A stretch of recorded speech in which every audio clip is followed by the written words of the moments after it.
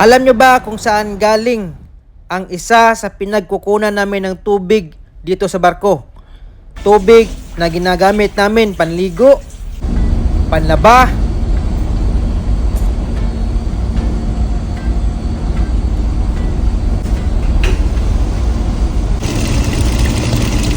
sabaw pangluto, panghugas, o kahit ano dito sa barko. At yan ang pag-uusapan natin sa video na ito.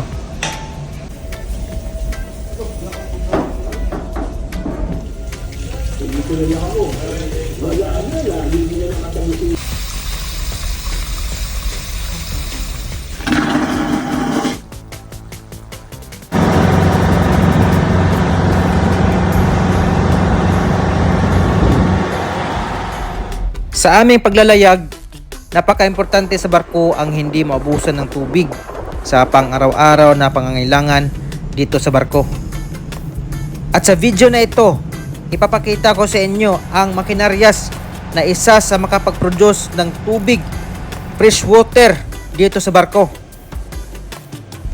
Para maintindihan ng lahat, ipapasyal ko kayo dito sa ating makina kung saan dito makikita ang makinaryas na kaya makapag-produce ng fresh water sa hindi bababa ng 7 cubic meter per day o katumbas ng 7,000 liters per day o higit pa nito.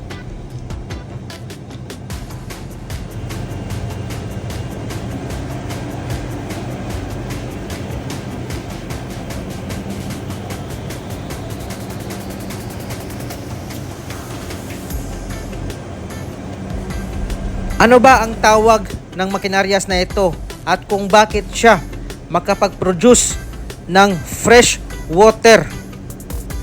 Ito ang tinatawag na fresh water generator or distiller. Fresh water generator is a technical solution that converts seawater to fresh water.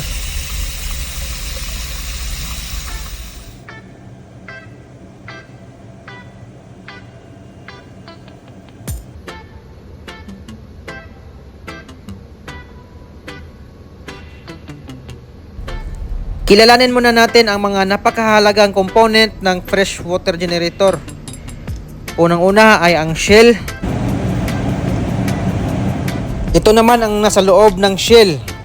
Ang sa itaas ay condenser plate at sa ibaba naman ay evaporator plates. At sa ibaba ng shell ay tinatawag na air and brine ejector. Ito naman ang demister.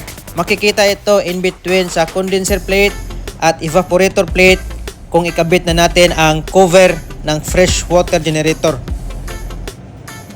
Ito naman ang distilled o fresh water pump na ginagamit upang masaksyon ang na-produce na fresh water. How does a fresh water generator works?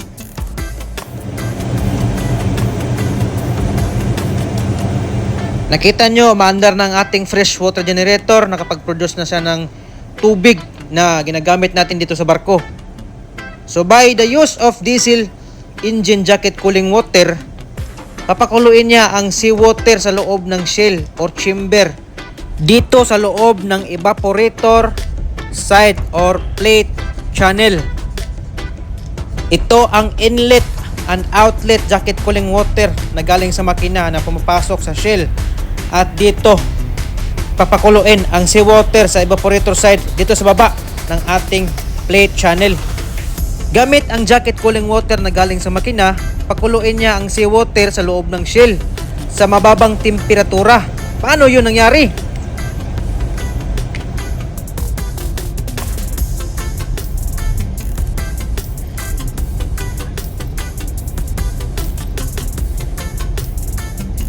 Sa pamamagitan ng combined air and brine ejector driven by the ejector pump, it can create vacuum in the system.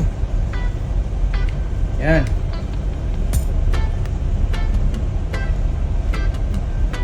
So papakuluin niya itong tubig na ito.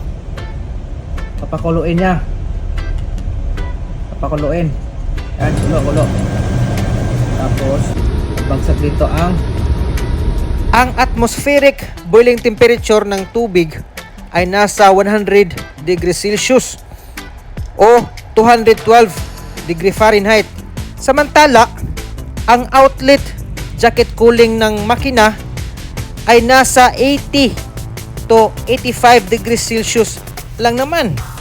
Paano ito nakapag-produce ng tubig ang ating fresh water generator?